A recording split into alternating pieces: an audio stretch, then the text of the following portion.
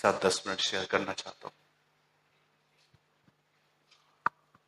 आप जानते हैं, आज से बहुत साल पहले खुदा का एक नबी उसको सुनने के बाद एक अलग ही दिशा में भाग रहा था। आप सभी जानते होंगे, हिज नेम वाज जोना। जब परमेश्वर उसे कहता है कि नीनवे जा, लेकिन वो तरशीश भाग गया।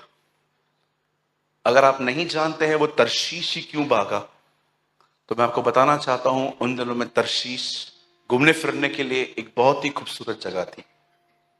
लेकिन परमेश्वर की ये मर्जी नहीं थी कि वो वहां जाए।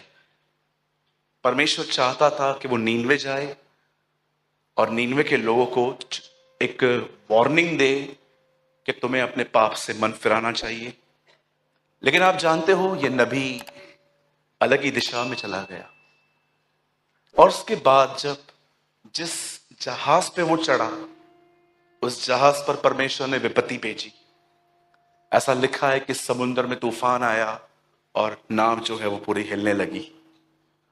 और आप जानते हो, जब उसको उठाकर पानी में फेंक दिया गया, फेंकने के बाद जब उसको एक बड़े से मच्छ ने उसे निगल लिया। अब इमेजिन करो, ये आदमी अंदर है और अंदर क्या कर रहा था 3 दिन बैठ के। आप कभी रहे हो 3 दिन? 3 डेज, 3 डेज लिखा है वो अंदर था। मुझे ऐसा लगता है 3 दिन उसने क्या किया होगा। मैं 3 दिन से लॉन्ग, 72 आवर्स। जानते हो उस 3 दिन क्या किया? मुझे लगता है सबसे पहले उसने उसके कान में से निकलने की कोशिश की होगी, फिर नोज में से, फिर पीछे, फिर यहां से, फिर वहां से, हर तरह से उसने वहां से बाहर आने की कोशिश की होगी। लेकिन जब वो असफल हुआ, तब लिखा है उसने तीसरे दिन प्रभु से प्रार्थना की। और जानते हो, जब वो दुआ करता है तो पहली शब्द, पहली वाणी खुदा से क्या कहता है? Listen his first word. वो कहता है, जो व्यर्थ बातों पर मन लगाते हैं वे भटक जाते हैं। First word he said. मुझे लगता है कि हमें इस सिद्धांत को समझने की जरूरत है। सालों पहले मुझे परमेश्वर ने एक सिद्धांत सिखाया कि अगर तुझे कभी भी डर लगे, डर के साथ ही बढ़ आगे, लेकिन रुक मत। अगर तुझे डर लग रहा है ना किसी चीज में, तो रुक मत, डर के साथ ही आगे चल, लेकिन चल। कलाम पाक में नहीं लिखा कि तुम्हें कभी डर नहीं लगेगा, पर कलाम पाक कहता है तुम डर, भले डर भी लगे ना तो भी बढ़ो। एक सिद्धांत ये था और एक सिद्धांत ये भी है। आप जानते हो, सदैव कौन से लोग भटक जाते हैं? जो व्यर्थ बातों पर मन लगाते हैं। व्यर्थ बातें। अब अभी आपको लगता होगा, ब्रदर ये व्यर्थ बातें हैं क्या? मैं आपसे एक बात पूछना चाहता हूं, जो कुछ आप कर रहे हो, क्या उसकी कोई एटर्नल वैल्यू है? माय क्वेश्चन इज, जो कुछ आप कर रहे हो, क्या उसकी, अभी देखो, आपको पता है कि हम में से यहां पर कुछ लोग जरूर होंगे जो, अगर आप अपनी प्रेस्टीज और इमेज बनाने के लिए सब कुछ कर सकते हो। आई नो सम पीपल कि अगर, मैंने कभी कभी देखा है, जब लोग एक अच्छी लाइफ स्टैंडर्ड को एक अच्छे लाइफस्टाइल में जीते हैं ना, और जब वो थोड़े नीचे आते हैं ना, मैंने देखा है उस लाइफस्टाइल को मेंटेन रखने के लिए वो लोन तक ले लेते हैं। या मैंने देखा है, क्या ये चीजें, इनकी कोई एटर्नल वैल्यूज हैं? क्या जिस दिन आप ये मरोगे, क्या ये चीजें आपको लास्ट में क्या खुदा के सामने निर्दोष खड़ा करेंगी? क्यों सुलेमान कहता है व्यर्थ व्यर्थ व्यर्थ? उसके बाद वो सारी चीजें एक्सप्लेन करता है कि ये सारी चीजें अच्छी हैं, पर क्या अनंत काल में जिस दिन हम मरेंगे, क्या ये चीजें वहां पर कुछ बेनिफिशियल लेकर आएंगी? मुझे बताएं। कौन सी चीजें होती हैं व्यर्थ? जो अपने व्यर्थ बातों पर ध्यान देते हैं, लिखा है वो अपने उद्धारकर्ता से भटक जाते हैं। मैं आपसे पूछना चाहता हूं, आप किन चीजों के पीछे हैं इन दिनों में? क्या आपने इस बात को देखा? एक व्यक्ति ने अंत में अपने आप से कहा, खा पी चैन से रहे, तेरे पास सालों के लिए बहुत कुछ है। मुझे बताइए, इतना कुछ मिला, क्या उसको काम आया? कितने लोग हैं यहां पर, मुझे बताइए, आप ऐसी चीजों के पीछे भागते हैं जिनकी एटर्नल वैल्यूज हैं। एटर्नल वैल्यूज, कि जिस दिन आप सोचो एक आदमी दुआ कर रहा था और दुआ करते करते करते करते वो खुदा के करीब गया, उसके पुराने स्वभाव ने उसको छोड़ दिया, वो अपने उद्धारकर्ता की तरह बनता जा रहा था। सोचो, हम भी मरेंगे, वो भी मरेगा, लेकिन सोचो वो कितना संतुष्ट होगा जिस दिन वो मरेगा। आज मैंने देखा है बहुत सारे जो लोग हैं ना, वो सिर्फ दुनियावी चीजों को पाना चाहते हैं। ओ मेरे पास कार हो, बंगला हो, गाड़ी हो, ये हो। नथिंग इज रॉन्ग, मैं भी यहां पर गाड़ी में ही आया हूं, लेकिन मैं आपको कहना चाहता हूं, हमारा ये लक्ष्य नहीं होना चाहिए। खुदा दे शुक्र है, न दे तो भी शुक्र है।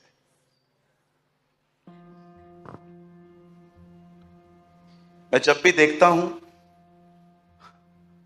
कि काफी लोग हैं, तो मुझे लगता है कड़वी से कड़वी सच्चाई प्रचार कर देनी चाहिए उसे, जो डाइजेस्ट भी नहीं हो, क्योंकि सब एक साथ तो आते नहीं है। आ गए हैं, मेरा माइंड तो कभी कभी ऐसे ख्याल देता है, ओ इतने सारे लोग आए हैं, बैग घुमा ले घुमा ले बैग, ऑफरिंग आ जाएगी। लेकिन खुदा कहता है नो। जब उसने बड़ी भीड़ को देखा तो कहा, यदि कोई मेरे पीछे आना चाहता है तो अपना क्रूस उठाए। Wow, what a God we है, क्या खुदा है हमारा। एक दिन एक बहन ने मुझे कहा, मेरे बच्चे का बर्थडे है, आप हमारे घर आइए बच्चे को ब्लेस करने के लिए। मैंने कहा बहन मैं आ जाऊंगा, लेकिन मैं आपसे वादा करता हूं आपका बच्चा कभी इतना नहीं रोया होगा जिस दिन उस दिन रोएगा। बोला क्यों? मैंने कहा मैं ट्रेडिशनल प्रीचर नहीं हूं, मैंने क्रिसमस के दिन भी अपने कलीसिया में पश्चाताप का प्रचार किया था। तब मैं उनके घर गया और मैंने उनके बच्चे के सामने कहा, खुश होने की क्या जरूरत है, 1 साल कम हो गया तेरा।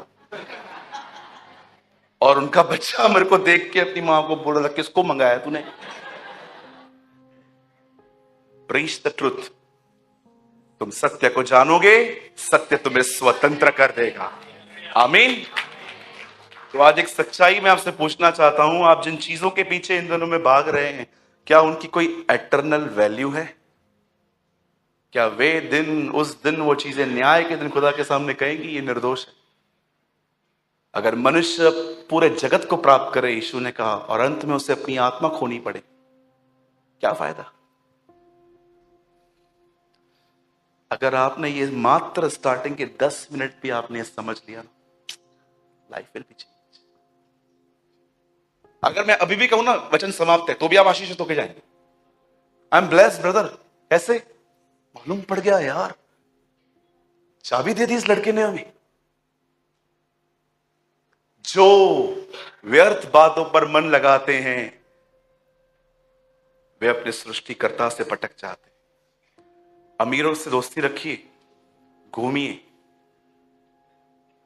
उनकी डिजायर्स अपने अंदर मत लीजिए।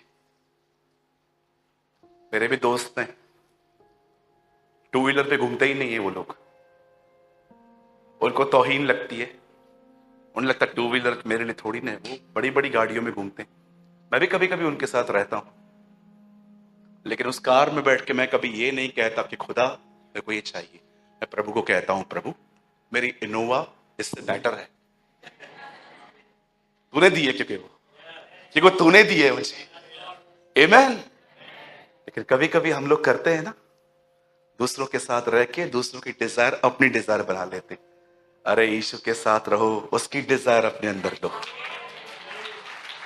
आप माला माल हो जाएंगे। आमीन। मैं बिल्कुल भी खिलाफ नहीं हूं। अगर आपके पास कार है, बंगला है, बहुत सारा पैसा है, और मैं आपसे वादा भी करता हूं, मैं और मेरी टीम कभी आपसे 1 रुपया भी नहीं मांगने वाले। परमेश्वर हम मेरा गवाह है, कभी भी नहीं मांगेंगे।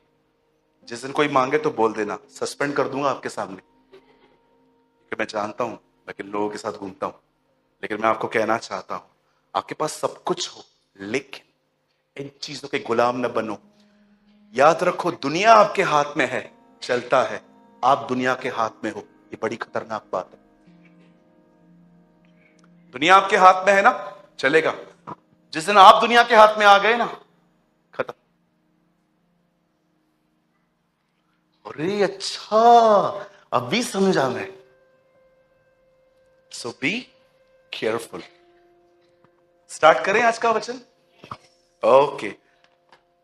मुझे लगता है आज बहुत सारी चौंकाने वाली बातें होंगी हमारे बीच में, बहुत सारी चौंकाने वाली बातें होंगी। और मुझे आज मीटिंग जल्दी पूरी करनी है, क्योंकि उसके बाद मुझे आपके लिए दुआ करनी है। और मैं चाहता हूं आप थोड़ा एक्साइटमेंट रखिए आज के वर्ड के लिए। सॉरी, एक्साइटमेंट नहीं, फेथ रखिए कि आज परमेश्वर आपको कुछ इंपार्टेशन दे। पॉल जब रोमियो की कलीसिया के पास लेटर लिखता है तो कहता है कि जब मैं तुम्हारे पास आऊंगा तो मैं तुम्हारे लिए प्रार्थना करूंगा कि परमेश्वर तुम्हें कोई वरदान दे ताकि तुम स्थिर हो जाओ। सो जब आज लास्ट में प्रेयर हो, विश्वास रखिए कि परमेश्वर आज अपने अभिषेक का एक बहुत ताजा बड़ा हिस्सा आपको दे। आमीन। चलिए आज मेरे साथ खोलिए पुराना नियम।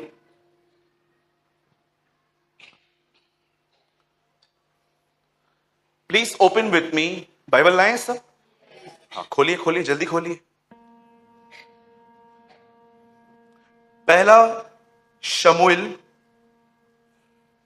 ओके, इंग्लिश में 1 सैमुएल, हिंदी में पहला शमूएल, पहला अध्याय, सॉरी नहीं, 17वां अध्याय। और मीटिंग स्टार्ट करने से पहले अगर कोई नया आदमी आया है तो मैं आपको बताना चाहता हूं, हमारे चर्च में मोबाइल चिट चैट अलाउड नहीं है। ओके, अगर आपका कॉल आता है आप बाहर चले जाओ, बात करके आओ। किसको अर्जेंट कॉल करना है, बाहर चले जाओ, करके फात में आओ। लेकिन चलती हुई सभा में चिट चैट, कैलकुलेटर चलाना, कैलेंडर देखना, ये सब आप बाद में करिएगा। कभी कभी हम बच्चों जैसी हरकतें करते हैं। कभी आपने देखा है बच्चा घर पे नहीं पढ़ेगा, चर्च में आके नीचे बैठ के लिखते। मेरे चर्च के अंदर कुछ बच्चे हैं, वो हमेशा अपने घर से किताबें ले आते हैं। एक दिन मैंने उनकी मां को बोला, ये घर पे नहीं पढ़ता? उसने बोला, घर पे नहीं, घर पे पढ़ता है, लेकिन यहां पर आपको दिखा रहा है मैं पढ़ रहा हूं। तब मैंने कहा अच्छा अच्छा, ओके, कोई बात नहीं। चलिए हम स्टार्ट कर रहे हैं, और मेरे साथ खोलिए 1 सैमुएल चैप्टर 17 का। प्रोजेक्टर है ना भाई? एक वर्ड लगाइए, 33, 33।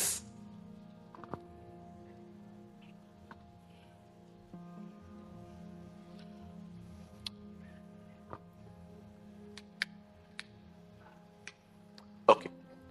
शाऊल ने दाऊद से कहा, तू जाकर उस फिलिस्ती के विरुद्ध युद्ध नहीं कर सकता, क्योंकि तू तो लड़का ही है और वह लड़कपन ही से योद्धा है। यहां देखिए सब, अगर आप बार बार बीमार पड़ते हैं तो इसका एक मुख्य कारण है आपका शरीर चंगा हो रहा है, बट शायद आपकी सोच बीमार है। ट्रस्ट मी, मुझे पता है ये चीज सब नहीं समझ पाएंगे। अगर आप बार बार बीमार पड़ रहे हैं, द रीजन इज आपके माइंड को हील होने की जरूरत है। आपके मन को कोई बीमारी नहीं है, आपके पास एक रॉन्ग माइंडसेट है, जैसे इसके पास था। आप जानते हो, कभी कभी परमेश्वर से हीलिंग नहीं, मेंटली हीलिंग मांगनी पड़ती है मुझे। मैं आपको सच बताता हूं, मैं कई बार परमेश्वर से, जब मैं धोखा खा लेता हूं ना, धोखा, जब मैं धोखा खा लेता हूं अपनी सोच के कारण, मुझे लगता था ये सही था, पर बाद में मुझे मालूम पड़ता है ना कि ये गलत था, तब मैं प्रभु से कई बार कहता हूं, प्रभु मुझे यहां पर हील होने की नीड है। क्या आपने इस बात को देखा? परमेश्वर के वचन में लिखा गया है, जब पतरस और यूहन्ना प्रार्थना करने के लिए उस खूबसूरत गेट से, जिसका नाम ही खूबसूरत था, ब्यूटीफुल, एक मैं आपको थोड़ा बताना चाहता हूं, सब यहां देखिए। कलाम पाक कहता है एक मंदिर था, उस मंदिर में सारे यहूदी दुआ के लिए जाते थे, और उस मंदिर में जाने के कुछ रास्ते थे, और उन्हीं रास्तों में से एक रास्ता था जिसको कहा जाता था ब्यूटीफुल गेट। लिखा है वहां पर एक भिखारी था जो हर दिन उसके लोग उसको वहां पर आके बिठा देते थे, और बैठने के बाद लिखा है एक दिन जब प्रेरित वहां से जा रहे थे, यूहन्ना और पतरस वहां से जा रहे थे, तो उसने उनसे पैसे मांगे। पर आपने देखा पतरस और यूहन्ना ने उन्हें पैसे नहीं दिए। उसने कहा सोना चांदी मेरे पास नहीं है, मेरे पास कुछ और है, यीशु मसीह नासरी के नाम से चल। और कलाम पाक कहता है वो उछल के खड़ा हो गया। अब मेरा एक सवाल है, क्यों पतरस ने उसे पैसे नहीं दिए, उसे चंगाई दी? जानते हो क्यों? पतरस उसे यह कह रहा था, सुन, मैं तुझे पैसे दूंगा ना, वो पैसे तुझे उठा नहीं पाएंगे, लेकिन अगर मैंने तुझे उठा लिया, इन्हीं पैसों को कमाने के लिए तू जाएगा। आप जानते हो पतरस ने मात्र उसके पैरों को ठीक नहीं किया था, पतरस ने उसकी सोच को चंगा किया। सो मेनी टाइम्स, कई बार हमारी सोच का चंगा होना जरूरी है। अगर आपकी सोच ठीक नहीं होती है, आई एम नॉट प्रोफेसाइंग, मैं कोई भविष्यवाणी नहीं कर रहा हूं, इट इज ट्रुथ, आपका बदन बार बार बीमार पड़ेगा। जब पतरस और यूहन्ना ने कहा, उसने कहा मुझे कुछ दो, पतरस ने कहा सोना चांदी हमारे पास नहीं है, लेकिन जो हमारे पास है हम तुझे देते हैं, यीशु मसीह नासरी के नाम से चल, उठ। मैं एक बात पूछना चाहता हूं यहां पर, जब वो लंगड़ा उनसे पैसे मांग रहा था, मुझे एक बात बताइए, क्या कोई इस बात को वहां पर यह समझ पाया उसे पैसों की नहीं, उसको हीलिंग की नीड थी एक्चुअली? कब तक मांगेगा, कब तक मांगेगा आखिर? अगर चंगा हो जाए तो कमा सकता है। इसलिए पतरस ने उसे पैसे नहीं दिए, उसे हीलिंग दी जो उसने मांगी भी नहीं थी। बहुत बार उस भिखारी की तरह हमें अपनी जरूरतों का पता नहीं होता है कि एक्चुअली मेरी जरूरत है क्या, व्हाट इज माई नीड। कहीं ऐसा तो नहीं है जिस चीज की मुझे जरूरत ही नहीं है, खुदावन से मैं वो मांग रहा हूं। सो मेनी टाइम्स आप परमेश्वर से वो मांगते हो जिस चीज की आपको आवश्यकता तक नहीं है, और आप में से बहुतों को अपनी नीड तक पता नहीं होती कई बार कि एक्चुअली मेरी नीड है क्या, मेरे पास क्या कुछ नहीं है, सब कुछ तो दिया है तो भी मैं खुश क्यों नहीं हूं? क्योंकि मन में असाध्य रोग लगा हुआ है। अब देखो ये हारा हुआ व्यक्ति खुद भी नहीं जाता है लड़ने, दूसरों को भी नहीं जाने देता है।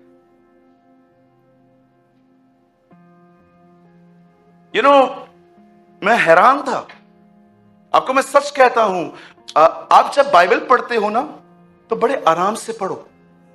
क्या कभी आप ये बिलीव कर सकते हो, उत्पत्ति 1:1 में लिखा है आदि में परमेश्वर ने आकाश और पृथ्वी की रचना की, और सेकंड में लिखा है पृथ्वी बेडोल, सुनसान और अंधकार भरी पड़ी थी। जब मैं इसको पढ़ रहा था ना, मैंने कहा प्रभु आप कोई चीज ऐसे नहीं बना सकते, कुछ तो हुआ है जिसका जिक्र यहां नहीं है। ऐसा कैसे हो सकता है? याकूब में लिखा है हर सिद्ध चीज, हर उत्तम वस्तु तेरी ओर से आती है, तू जगत को ऐसे नहीं बना सकता। मुझे बता क्या हुआ था यहां पर। जब वचन पढ़ने के बाद उसको रोककर अगर आपने कुछ सोचा नहीं ना, आप बहुत कुछ मिस कर दोगे। You will miss so many things. कभी आपने उत्पत्ति 1 और 2 पढ़ा? आदि में खुदावन ने सृष्टि की रचना की, उसने दुनिया बनाई, और सेकंड में लिखा है पृथ्वी बेडोल और सुनसान थी। कभी आपके अंदर ये ख्याल आया है खुदा कोई चीज ऐसे नहीं बना सकता, बेडोल, जिसको शेप ना हो, जिसको जो फॉर्मलेस हो, जो डार्क हो, कैसे बना सकता है? क्या हुआ था यहां पर? यू मस्ट अंडरस्टैंड, वो लोग दुआ करने जा रहे थे, एक लंगड़ा मिलता है, वो उससे पैसे मांगता है, पर उनको पैसा नहीं दिया जाता, हीलिंग दी जाती है, ताकि वो जाने कि उसको पैसों की नीड नहीं है, उसको तंदुरुस्त होने की नीड है। आपको पता है उसकी एज तक मेंशन है बाइबल में, वो यंग था। अरे तू बूढ़ा थोड़ी है, तेरे को चंगा, तेरे को पैसे दे, उठ, तुझे काम करना है। बहुत बार हीलिंग सिर्फ सिर्फ बदन की चंगाइयों की नहीं, मुझे लगता है आज बहुत सारे जो लोग हैं ना, वो अपने सोच के कारण परेशान है, सोच के कारण। मैं आपसे एक बात पूछ सकता हूं, बुरा ना माने तो? कभी आपने देखा है जिन जिन लोगों की गड़बड़ियां आपको पता रहती हैं, और जब वचन चलता है आप उनकी तरफ क्यों देखते हो? See your thinking. जब भी वचन चले और आपको ये लगे ये मेरे लिए नहीं, ये इसके लिए था, आपने कुछ मिस कर दिया। एक दिन मेरे कलीसिया में एक वक्ता आए बात करने के लिए। उन दिनों में कलीसिया के अंदर कुछ भाई बहनों की वजह से मैं डिस्टर्ब था, और जब वो वक्ता बात कर रहे थे, बातें करते करते करते मैं उनको देख रहा था। मैं प्रभु को बोल रहा था, प्रभु धन्यवाद आपने इनसे बात की। और मुझे प्रभु ने कहा, नहीं, मैं तेरे लिए आया था।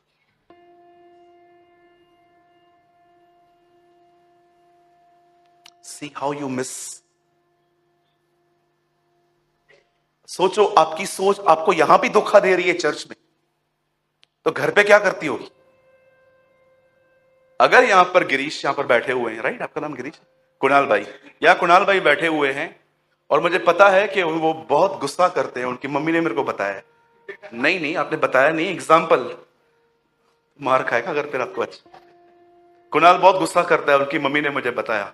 और आज शाम को एक वक्ता यहां पर आए हैं, और मैं बिल्कुल उनके पास में बैठा हूं कि वो वचन पढ़ेंगे, प्रचार करेंगे, तो मैं उनको बैक में उनके लिए वर्ड पढ़ूंगा। और वो प्रचार कर रहे थे, ओ यहां पर गुस्से वाले बहुत लोग हैं, और मैं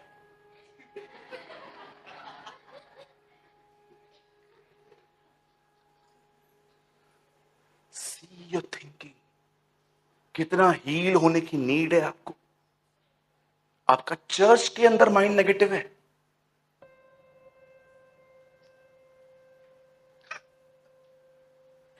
अगर आज आपको ऐसा लगता है मुझे अपनी सोच में हीलिंग की नीड है, तो आज का वर्ड आपके लिए है। आमीन। आइए, अब मैं चाहता हूं, अब आप सब ध्यान दें, मैंने वचन शुरू नहीं किया है अभी, अभी स्टार्ट करेंगे। ओके, अब देखिए यहां क्या हुआ। ये एक लड़ाई है, ये एक युद्ध है। इस लड़ाई के अंदर इजराइल और फिलिस्तीनी दो आमने सामने खड़े हैं, और आप पढ़ सकते हैं उनकी तरफ से गोलियत लड़ रहा था, और एक्चुअली यहां से शाऊल को लड़ना था। लेकिन बाइबल बताती है शाऊल जो था वो युद्ध में जाने से पहले हार चुका था। आप जानते होंगे ना इस बात को, मैंने कई बार ये प्रचार किया है, युद्ध में जाने से पहले ही हारना। अब मुझे एक बात बताइए, क्या इसने एक फाइट मारी है किसी को? ये जाए और गोलियत को जाके थोड़ा हुल दे के आए, ये जाए और वहां से उसको मुक्का मार के आए, भले ही मेरी तरह हाथ तुड़वा के वापस आए? कुछ नहीं किया है ना अब तक कभी। एक काम कीजिए, कहिए अपने बाजू वाले से, बोलिए कलीसिया पिकनिक स्पॉट नहीं है, वो एक बैटल ग्राउंड है। हाँ, चलो रविवार को चर्च चलेंगे। जी नहीं, चर्च को मजाक में मत लीजिए। कोई नहीं उठाया जाएगा, मात्र कलीसिया उठाई जाएगी। सब रह जाएगा, आपके आईफोन्स, आपकी गाड़ियां, आपके मेकअप बॉक्सेस, आपके पर्स, आपके बैंक बैलेंस, जो भी पड़ा हुआ है ना, सब रह जाएगा, मात्र कलीसिया उठाई जाएगी। याद रखना, only the church will rapture. कलीसिया उठाई जाएगी। और याद रखना, जैसे नूह का जहाज उसके घर के पास में से उठा था, वैसे ही अगर हम उस दिन रविवार नहीं हुआ, कोई और दिन होगा, तो भी उठा लिए जाएंगे। You know, listen to me very carefully, बड़े ध्यान से सुने। इस व्यक्ति ने एक कदम भी ग्राउंड पे नहीं रखा है, इस व्यक्ति ने एक मुक्का भी नहीं मारा है उसको, ये आदमी उसके सामने भी नहीं गया है। देखो इस आदमी को, ये लड़ने भी नहीं गया है, पहले से ही इसने अपने आप में सोचा है मैं हारूंगा। लेकिन जब एक और बंदा तैयार होता है लड़ने के लिए और वो इसके पास आता है, तो देखो उसको उत्तर क्या देता है। शाऊल ने दाऊद से कहा, तू जाकर फिलिस्ती के विरुद्ध युद्ध नहीं कर सकता, नहीं कर सकता। अब देखो सेम स्पिरिट वो उसमें भी इंपार्ट कर रहा है, क्योंकि तू तो लड़का ही है और वो लड़कपन ही से योद्धा है। मैं आपको थोड़ा शायद अगर ये शुद्ध हिंदी आपको नहीं समझ में आ रही है तो मैं इसको थोड़ा और शुद्ध करके बताता हूं। तू बच्चा है और वो तब से योद्धा है जब वो बच्चा था, वो ऐसा कह रहा है। अब मैं आपसे पूछना चाहता हूं, हाथ मत उठाइएगा, कितने लोग हैं मुझे बताइए, सच बताइए, मुझे नहीं, कुछ चीजों का आंसर खुद को करना चाहिए। सोचो आपकी सोच कैसी है।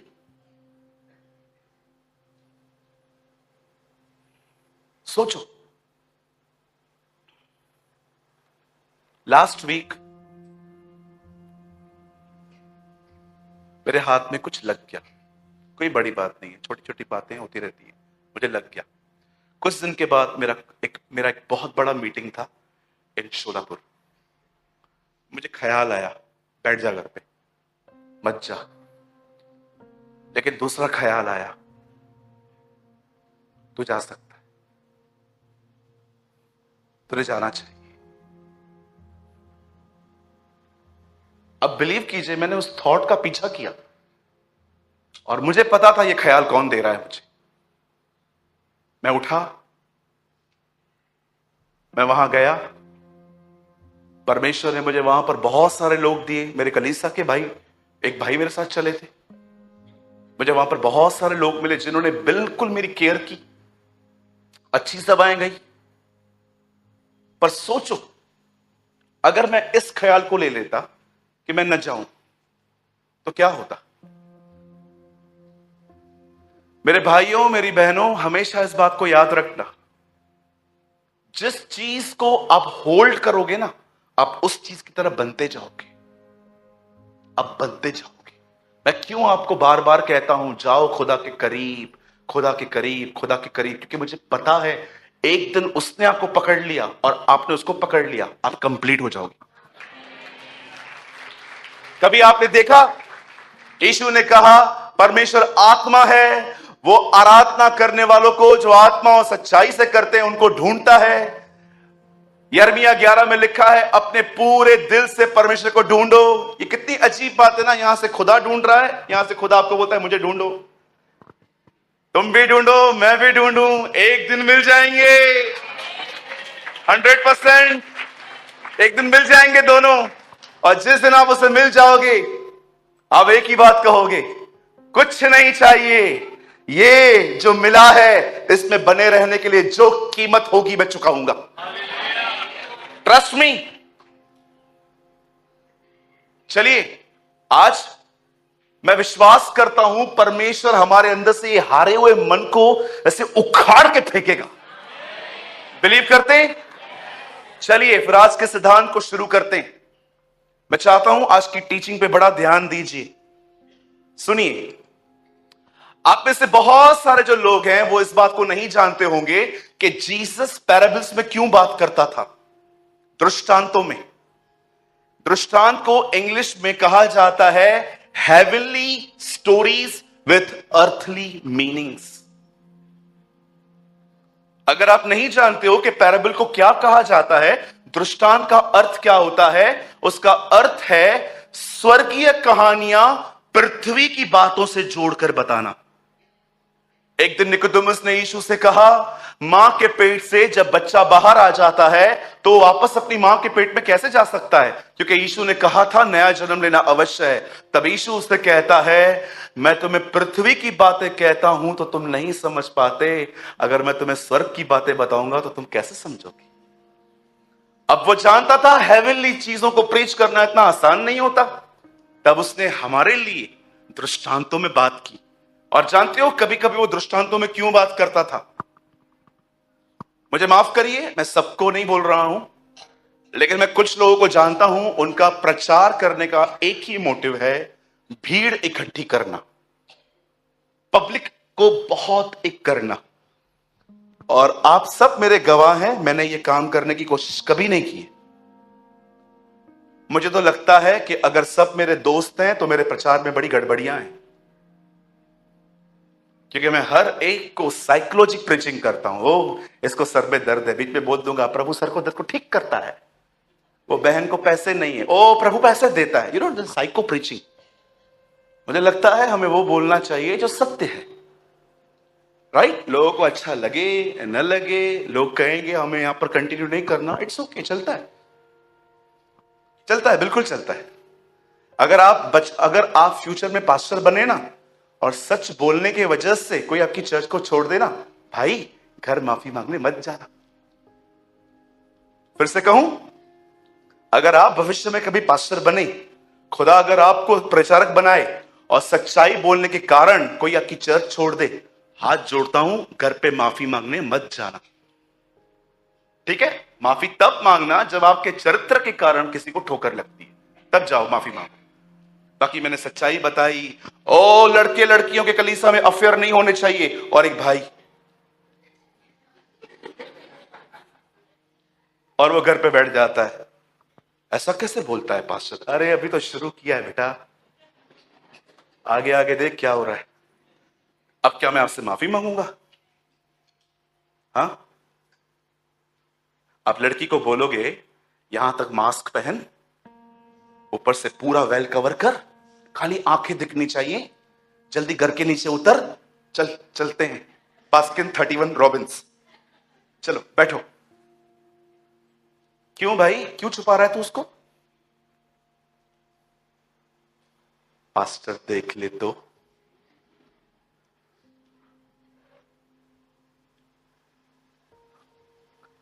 मुझे आज भी ये बात पता है, एक बार जीसस ने प्रचार किया, पतरस आके बोलता है, प्रभु हाँ, उनको तेरी बातों का बुरा लगा है। आपको पता है प्रभु यीशु मसीह के जीवन में एक बार ऐसा हुआ था, पतरस ने उसको आके कहा उनको तेरी बात का बुरा लगा है। कितने लोगों ने पढ़ा बाइबल में, यीशु ने कहा कोई बात नहीं, मैं समझाऊंगा, मैं बात करूंगा उनसे, मैं गलत नहीं हूं, मैं अपने स्टैंड पे खड़ा हूं। क्या यीशु ने ये कहा? अरे ये तो छोड़ो, व्यापारियों को मंदिर में से निकालने के बाद भी उसने किसी को ये नहीं कहा एक्चुअली मुझे गुस्सा नहीं आया था, मुझे परमेश्वर ने कहा, मैंने इसलिए किया। He never explained anything। जानते हो जब पतरस ने कहा प्रभु उनको बुरा लगा, यीशु ने क्या कहा? Leave them alone.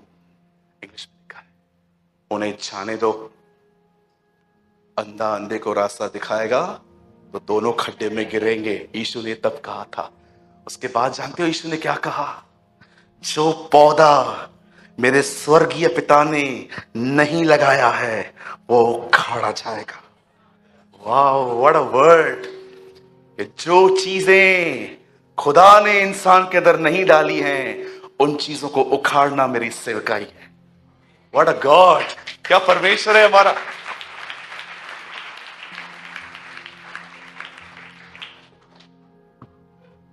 You know, जब जीसस प्रीच कर रहा था, पैराबल्स बात करता था, दृष्टांत। अब एक दिन जानते हो क्या हुआ? एक चेले ने आके पूछा, प्रभु आप दृष्टांतों में बात क्यों करते हो? जानते हो प्रभु ने क्या कहा? ताकि वे न समझे। ताकि वो न समझे। क्यों प्रभु, क्यों न समझे? सुनिए, हम भीड़ इकट्ठी करते हैं। यीशु प्रचार करता था और ऐसी बातें बोलता था कि कोई न समझे, और वो फिर देखता था कितने लोग हैं, और समझने के लिए मेरे पास आके कहेंगे तू क्या बोल रहा था, हमें समझ में नहीं आया। तब मैं जान गया हम भीड़ इकट्ठी करते हैं, यीशु भूखे और प्यासों को इकट्ठा करता था।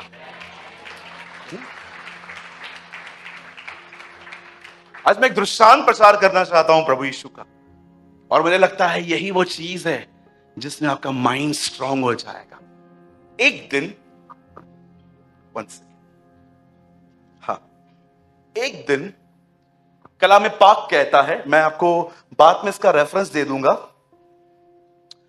परमेश्वर के वचन में लिखा है, यीशु ने यह कहा, बीज बोने वाला बीज बोने निकला। और लिखा है चलते चलते, अभी देखिए उसने उसने डाले नहीं है, लिखा है पहले चलते चलते मार्ग के किनारे पे गिरे। अब ये जो बीज है ना, अब तक डाले नहीं गए हैं, ये गिर गए। अभी तक फील्ड में किसान गया ही नहीं है। आपने देखा वहां क्या लिखा है, चलते चलते मार्ग में गिर गए। अब तक प्रभु यीशु मसीह बता रहा है वो किसान अब तक अंदर गया ही नहीं है, उसके हाथ से छूट गए, गिर गए। अब देखो कुछ बीज मार्ग के किनारे गिर गए, उसके बाद अब वो फील्ड में आता है और लिखा है कुछ बीज उसने वहां पर फेंके जहां पर जो भूमि थी वो पथरीली थी। ये सेकंड। उसके बाद वो कहता है उसने कुछ बीज वहां पर फेंके जहां पर जमीन तो ठीक थी, लेकिन जैसे झाड़ियां आई उन्होंने उसको दबा दिया। और उसके बाद लिखा है कुछ बीज अच्छी भूमि पर गिरे। आप जानते हो, हर वो मन एक हारा हुआ मन होगा जिस मन में वचन नहीं है। आप में से बहुत सारे लोग जो है ना, वो कहते हैं मुझे पेड़ चाहिए, पर आप में से कुछ लोगों ने बीज तक नहीं बोए। कैसे हो सकता है मुझे बताइए, पेड़ अगर आपको बीज बोना भी नहीं आता तो हाउ कैन इट्स पॉसिबल। मुझे एक परमेश्वर के जन ने कहा, जो तुम कल देखना चाहते हो वो तुम्हें आज बोना पड़ेगा। आज भी देखिए, आपके पहले के डिसीजंस आपको आज भी डिस्टर्ब करते हैं। आपने जो गलतियां की है वो आज तक आपका पीछा नहीं छोड़ती, भले ही वो सॉल्व हो चुकी हैं, लेकिन वो लॉस, वो मेमोरी, वो आज भी आपके अंदर जिंदा है, आपको अपसेट करती है। मैं चाहता हूं इस दृष्टांत को बड़े आप आराम से समझें, ये आपकी जिंदगी को बदल सकता है। पहले पहले कौन से वो बीज हैं जो मार्ग के किनारे गिरे? सुनिए, ये वो लोग हैं जिनके लिए आधा घंटा मीटिंग में बड़े कॉन्सेंट्रेट से वर्ड सुनना भी कठिन है। ये पहले वो लोग हैं। अगर आप इनको 45 मिनट के लिए कहोगे ना, बिल्कुल। एक दिन मेरी एक मीटिंग रखी गई, तो उन्होंने मुझे कहा आप कैसे आएंगे? मैंने कहा मैं फ्लाइट में आ जाऊंगा। रहेंगे कहां पर? मैंने कहा छोटा सा कमरा दे दो दुआ के लिए। खाना कहां खाएंगे? मैंने उनको बोला मैं खाना खुद ही अरेंज करूंगा। तो मेरी ये बात उन्हें अच्छी नहीं लगी, उन्होंने मुझे कुछ कहा नहीं, लेकिन जब मैं वहां पर गया तो मैं उनके फेसेस पे देख रहा था कि उनकी बड़ी इच्छा थी कि मैं खाना खाने के लिए उनके चर्च के मेंबर्स के घर में जाऊं। जब मीटिंग्स पूरी हो गई, 3 दिन की सभाएं हो गई, मैंने हर बार खाना होटल में खाया। तब उन्होंने मुझसे एक बात पूछी, बोला ब्रदर आप नाराज हैं क्या हमसे? मैंने बोला नहीं ब्रदर, ऐसा क्यों बोल रहे हैं? बोला आपने 3 दिनों में एक बार भी खाना हमारे साथ नहीं खाया। मैंने कहा ब्रदर एक्चुअली मालूम है प्रॉब्लम क्या है, मैं आपको बताता हूं।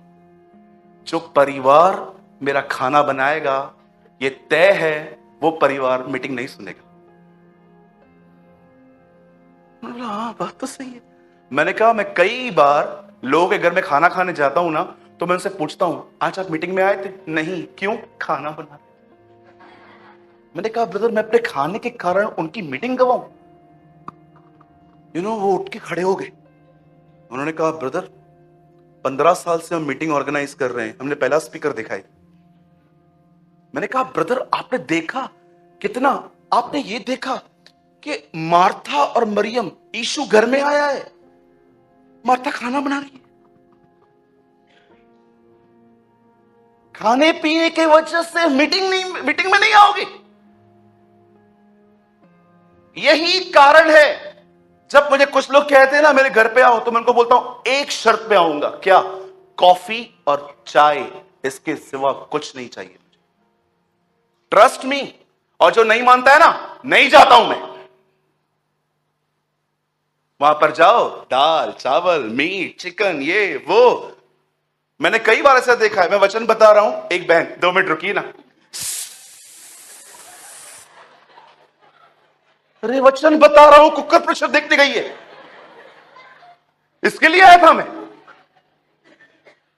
मार्ग के किनारे गिर गए मार्ग के किनारे, पहुंचे ही नहीं वहां पर। कुछ लोग देखा है आपने, बैठे रहेंगे मीटिंग में आराम से, एक्टर्स कहीं के बैठे रहेंगे मीटिंग में।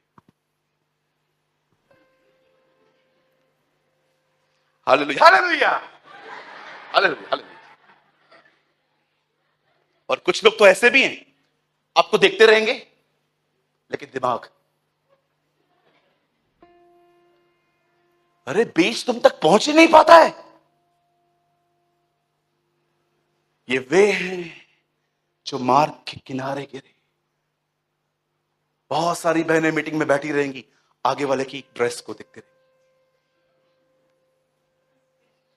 इसको मैचिंग कितनी अच्छी मिल गई है ना। मेरी बहन मीटिंग के बाद उसको बोलना कौन से दुकान से ले गई है, दोनों चले जाना वहां पर, मीटिंग तो सुनो। या कई लोग भाई जब बच्चे उठेंगे ना, कुछ लोग है ना, कोई बच्चा उठेगा ना सब लोग, अरे कितना भटकता हुआ मन है। मैं जब बाइबल पढ़ता हूं ना, अपने अपने रूम में जितना दूर हो सकता है ना, अपने फोन को फेंक देता हूं। जब मैं किसी के वीडियो को देखता हूं ना, आप बिलीव कीजिए मैं इस चीज में बैठता हूं, अब मुझसे प्रभु बात करेंगे। आजकल लोग बाइबल ऐसे पढ़ते हैं। वैसे मैं फोन नहीं लेके आता हूं, लेकिन आज मुझे लाना पड़ा समझाने के लिए, मैं वहां रख देता हूं कई बार। ये देखिए, फिलिस्तीनी चलते चलते दाऊद के निकट पहुंचने लगा, और जो उनको 80 उसकी भीड़ डाल दिया था, और आगे आके चला। जब फिलिस्तीनी के दृष्टि करके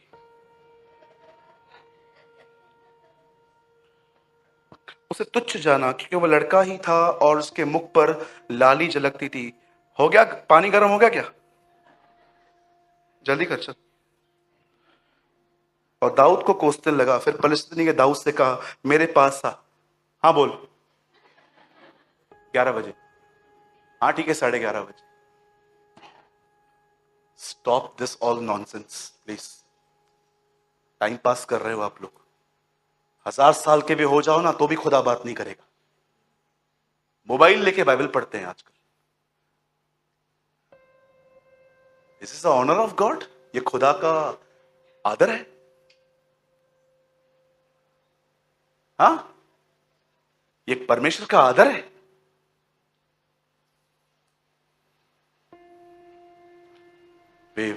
वो बीज हैं जो मार्ग के किनारे गिर गए, पहुंच ही नहीं पाए, खेत तक भी नहीं पहुंच पाए।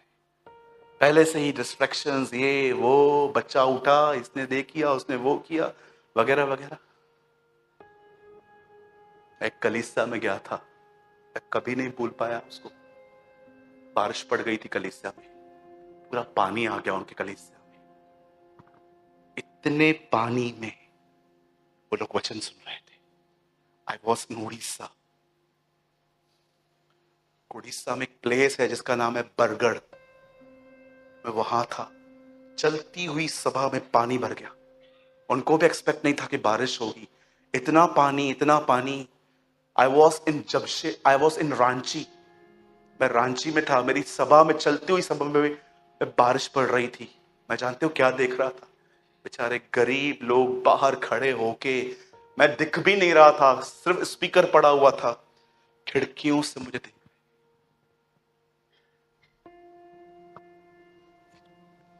कोई रांची का था, कोई जमशेदपुर का था, कोई धनबाद का था। आपके अंदर है 5-5 बाइबल है आपके घर में, खुलती एक भी नहीं है। होश में बस देखना है, मेरे पास है ये सब। What a hypocrisy. ये वे हैं जो मार्ग के किनारे गिर गए, खेत तक भी नहीं पहुंच पाए ये बीज। यीशु ने कहा। उसके बाद यीशु कहता है, अब कुछ बीज ऐसे हैं जो पथरीली भूमि पर गिरे। इसका मतलब क्या होता है प्रभु? आप जानते हो, कुछ लोग आएंगे सभाओं में, अब ये बड़े ध्यान से सुनने वाले लोग हैं, ये सुनते हैं, बड़े ध्यानपूर्वक सुनते हैं, लेकिन इस सभा के बाहर उस सुने हुए वचन से उनका कोई वास्ता नहीं। लिखा है जड़ न मिलने के कारण वे सूख गए। जड़ समझते हो? आप कलीसिया के बाहर निकलते हो और आप सोचते रहते हो शाऊल क्यों हारा हुआ था, दाऊद के ऊपर भी सेम अभिषेक, शाऊल के ऊपर भी सेम अभिषेक, वो उसका खुदा भी यहोवा, इसका खुदा भी यहोवा, क्यों उसने इतनी हारी हुई जिंदगी जी। ओ जितना आप जिस चीज को सोचते हैं ना, आप उसमें जड़ पकड़ते हैं। कुछ ऐसे हैं जो बड़े ध्यान से सुनते हैं वचन को, लेकिन इस सभा के जाने के बाद उस सुने हुए वचन से उनका कोई नाता नहीं है, कोई नाता नहीं है। आपने देखा राजा हेरोदस को, हर रविवार जॉन द बैप्टिस्ट, यूहन्ना बपतिस्मा दाता उसकी दरबार में आके प्रचार करता था। वो उसको ध्यान से सुनता था और शाम को इतने कपड़े पहने हुए लड़की जिसका नाम सलोमी बाइबल में लिखा है, सलोमी हाफ नेकेड गर्ल इंग्लिश में लिखा है, आधे कपड़े पहन के डांस करती थी। देखो ये बंदा सुबह वचन सुन रहा है, शाम को पॉर्न वीडियो देख रहा है। क्यों? यीशु ने कहा हेरोदिस के खमीर से सावधान रहो। Have you noticed? बहुत लोग दिखाऊं मैं आपको, रविवार को भावनाओं से भर के आराधना करेंगे और रात को सोते सोते पॉर्न देख के सोएंगे। उनका उनका उनका नाता मात्र यहीं पर है। पथरीली भूमियां कहती है बाइबल इसको। एक वो जो कभी वचन पहुंच ही नहीं पाया, एक वो जो बड़े ध्यान से सुनते हैं लेकिन यहां से जाने के बाद उनको कोई भी नहीं है, इधर से जाते जाते बुराइयां करेंगे। 9:15 तक बिठाया था, कुछ खिलाया भी नहीं। खाने के लिए आते हम लोग यहां। मैं एक ऐसी कलीसिया में ग्रो हुआ हूं जहां पर कभी भोजन की बातें नहीं होती थी। हम वचन सुनते थे, चले जाते थे। पथरीली भूमि, बहुतों के पास ये पथरीली भूमि है। मीटिंग में ही नाता है मेरा वचन का, इसके बाद क्या है ब्रदर, वो तो छोड़ो ना, एक्टिंग हो गई पूरी 9 बज के। पथरीली भूमि। पहचानो अपनी भूमियों को, पहचानो। मार्था की आत्मा में न चलो कि यीशु घर में आया है लेकिन आप कहीं और हो।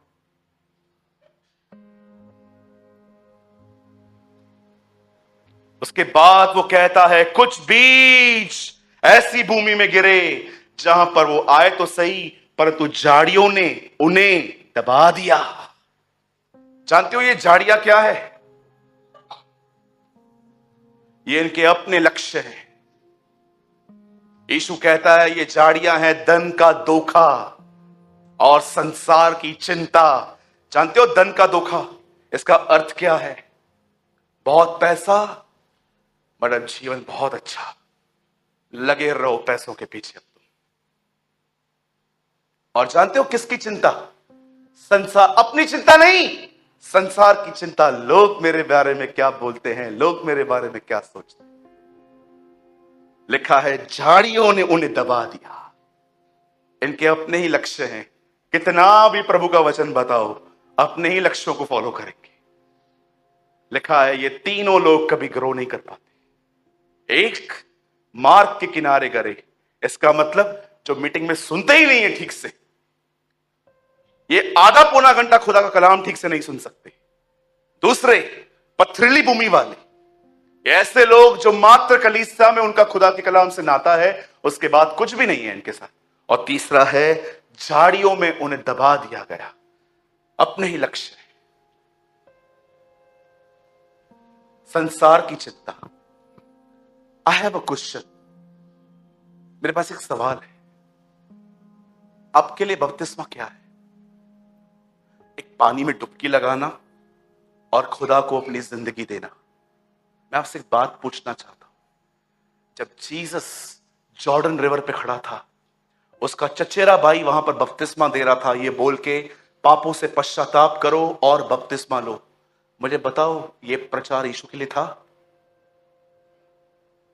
कभी आपके अंदर इस सवाल आया कि संसार का पवित्र व्यक्ति, सबसे पवित्र व्यक्ति, जो 2 साल में भी उतना ही पवित्र था जितना 30 साल में था, वो व्यक्ति पापियों के क्यू में खड़ा था बपतिस्मा लेने के लिए। लोग क्या बोलते होंगे उसको देख के, अरे ये भी, अरे ये भी आया, अरे ये देख, ये देख यूसुफ का बेटा। क्या उसे फिक्र थी किसी? वो लोगों के ओपिनियन के लिए मरा हुआ था। कितनी परवाह है ना हमें। कोई आपकी वाइफ के लिए कुछ बोल दे, कोई आपके पति के लिए कुछ बोल दे, कोई आपके बच्चों के लिए कुछ कह दे, कोई आपके कैरेक्टर के लिए कुछ बोल दे, कोई आपके पास के लिए कुछ बोल दे, ऑफेंड हो जाते हैं हम लोग, ऑफेंड हो जाते हैं हम लोग, डिस्टर्ब हो जाते। 3-3 दिन कुछ लोग तो नाता ही तोड़ देते हैं उन लोगों से। मेरे लिए कैसे बात की? इतनी बड़ी बड़ी झाड़ियां। आपको क्या लगता है मेरे लिए सब अच्छे विचार रखते, मेरे लिए सब पॉजिटिव लिखते? किसको परवाह पड़ी है? न्याय के दिन वो और मैं नहीं हूं, खुदा और मैं। हमारे कामों का अंत में न्याय ये लोग नहीं करेंगे, परमेश्वर करेगा। पौल कहता है हर वो चीज जो सोने चांदी पर बनी हुई मिलेगी वो न्याय की जाएगी और घास फूस जल जाएगा। पढ़िए कुरिन्थियों में, वह आग हर एक के काम को परखेगी, जो घास फूस है वो जल जाएगा परंतु सोना चांदी बना रहेगा। अब वो आखिरी जमीन जिसके बारे में वो कहता है जब उसमें बीज बोए गए वो 30, 60, 100 गुने फलवंत हुए। जानते हो ये कौन से लोग हैं? ये वो लोग हैं जो खुदा के कलाम को सुनते हैं, ये वो लोग हैं जो उसको स्वीकारते हैं, ये वो लोग हैं जो उसको मनन करते हैं, और ये वो लोग हैं जो उसका अंगीकार करते हैं। देखा आपने इस व्यक्ति को? इसके पास ये जमीन थी। शाऊल ने उससे कहा मत जा लड़ने के लिए, तू नहीं लड़ सकता। वहां पर जाके कहता है तुम्हारा मन कच्चा ना हो, मैं जाऊंगा। सबसे पहले इसे पता था खुदा मेरे साथ है, और जैसे बैटलफील्ड में गया इसके हाथ में 5 पत्थर थे। गुलायत उसे देख के कहता है मैं क्या कुत्ता हूं, तू मुझे पत्थर लेके मारने को आया है? वो वहां पर खड़े होके कहता है जिस परमेश्वर ने मुझे शेर और बालू से बचाया है वो मुझे तेरे हाथ से भी बचाएगा। दाऊद जानता था शेर को फाड़ने के लिए जो अभिषेक जंगलों में मेरे ऊपर आता है, आज वही सेम अभिषेक इससे मारने के लिए भी उतरेगा मेरे ऊपर। Same anointing. वो गया। संडे स्कूल के बच्चों को सिखाया करो ये कि वो पत्थर से मरा, बड़ों को मत सिखाया करो ये, हंसेंगे लोग आप पे। सब जानते हैं वो पत्थर जरूर उसे मारा गया था, पर उस पत्थर के पीछे किसी और का हाथ था। उस पत्थर के पीछे परमेश्वर था। मैं तो बिलीव करता हूं जब वो गुलायत के लिए, जब वो पत्थर गुलेर से निकला था, ओ आई बिलीव उस पत्थर पर पवित्र आत्मा बैठा था और वो उसको आगे ले गया और उसके सर पे लगा। वो गिर गया, उसका सर धड़ से अलग किया गया और उसके सर को काट के दाऊद कहता है धन्य है परमेश्वर जो हमारे शत्रुओं को हमारे वश में कर देता है। क्या आपने जमीन, कितने लोग हैं हाथ रख के कहते हैं खुदा मेरे को इसकी तरह बना। बड़े प्रोसेस है ये, कंज्यूम करने वाले लोग होते हैं जो वर्ड को सुनते हैं, स्वीकारते हैं, जीते हैं, कबूलते हैं और वो बनते जाते हैं। पतरस कहता है तुम्हारा उद्धार, तुम्हारा नया जन्म परमेश्वर के वचन से हुआ है। अविनाशी बीज कहती है बाइबल से। पढ़ा है आपने कभी? I'll show you. Last word और उसके बाद मैं आप सबको खड़ा कर दूंगा। पंकज जल्दी से एक वर्ड लगा भाई, 1 पतरस पहला अध्याय। यहां देखिए, सब कोई बाइबल न खोले, मैं आपको बताना चाहता हूं आपका नया जन्म होता कैसे। 123 बदर फास्ट। यहां देखिए, सब बाइबल मत खोलिए, आप डिस्ट्रैक्ट हो सकते हैं। देखिए पतरस क्या, क्योंकि तुमने नाशवान नहीं पर अविनाशी बीज से परमेश्वर के जीते और सदा ठहरने वाले वचन के द्वारा नया जन्म पाया है। पतरस कहता है जब एक व्यक्ति अपने अंदर वचन को लेता है ना, वो उसका नया जन्म हो जाता है। हमें लगता है नया जन्म मात्र डुबकी लगा के बपतिस्मा लेके हो गया। रीड दिस वर्ड, वचन के द्वारा। अगर आप एक विजयी जिंदगी यहां जीना चाहते हैं ना, यहां पर हार नहीं मानना चाहते, आपको आज से इस प्रोसेस में जाने की नीड है। आपको पता है यीशु मसीह ने आगे इसकी कड़ियां जोड़ी थी कि वो एक जो बीज है वो एक पेड़ बनेगा। आपने देखा क्या कहा उसने? उसके बाद उसकी जड़ें, उसकी डालियां निकलेंगी और पक्षी आप आके उस पर बसेरा करेंगे। डैनियल 1 अध्याय में डैनियल को कुछ ऐसा खाना दिया जाता है जो एक यहूदी को खाना मना था। आप जानते होंगे परमेश्वर ने कुछ जानवरों के मीट को खाने के लिए यहूदियों को मना किया था और दानियल के सामने वो परोसे गए। दानियल ने कहा मैं नहीं खाऊंगा।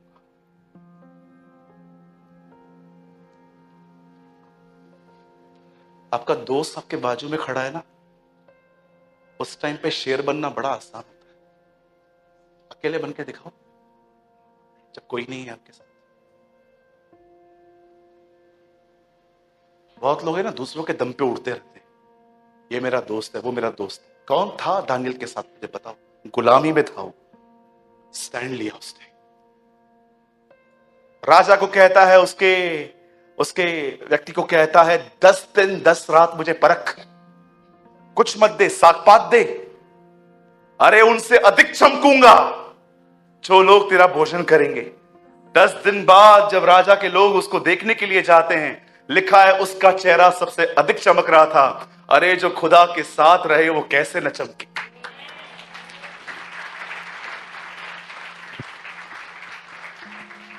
आप जानते हो 3 लोग ये सब खड़े होकर देख रहे थे। अब जड़ें, अब डालियां बाहर आ रही थी। अब डालियां बाहर आ रही थी, 3 लोग देख रहे थे। जब 3 अध्याय में एक राजा ने एक बड़ी मूर्ति खड़ी की और कहा जब सारे इंस्ट्रूमेंट्स, ओ सब वाजे सब बजने चालू हो जाएं, करो जय जयकार उसकी। 3 लोग सारे यहूदी, ये देखिए मेरी तरफ देखिए, मैं थोड़ा पीछे जा रहा हूं ताकि आप सब देख पाए। सारे यहूदी ऐसे पड़े हुए थे। मैं पढ़ के भी दिखाता लेकिन मुझे घुटने में दर्द है। लेकिन जानते हो 3 लोग कैसे खड़े थे? सब झुके हुए।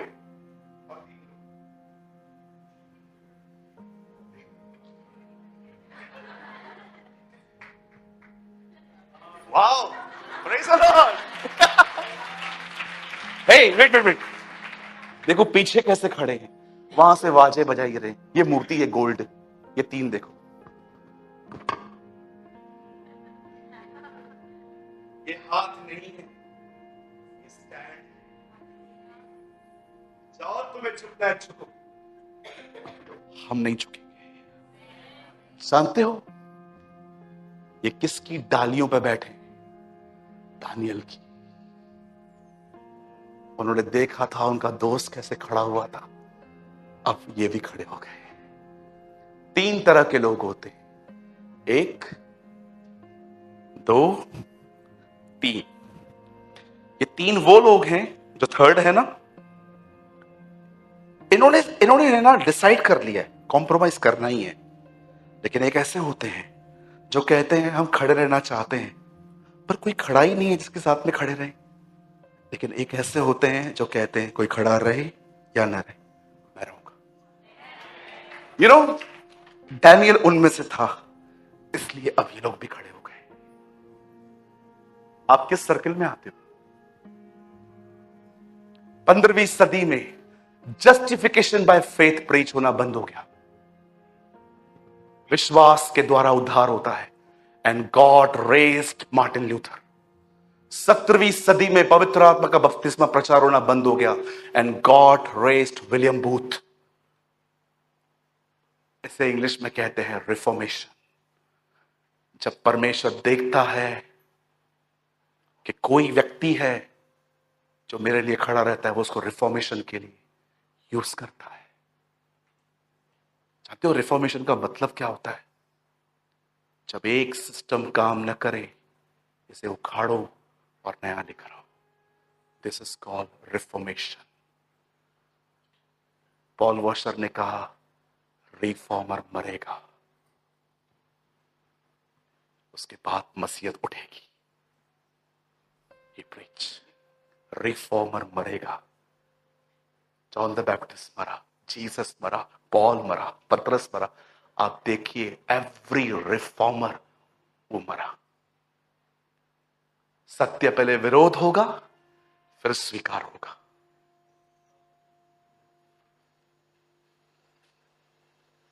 मेरे भाइयों, मेरी बहनों, मैं जो कह रहा हूं बुरा मत मानिएगा। कलीसिया अटेंड बहुत कर लिया आपने, अब गंभीर बनो। वचन को सुनो, वचन को दिल में रखो, वचन को कबूल करो। मात्र अटेंड करने से कुछ नहीं होता, इस प्रोसेस में से गुजरना सीखो। उसने गोलियत को देखा, उसने अपने मन में सोचा, उसने कबूल किया, वो जीता। कई बार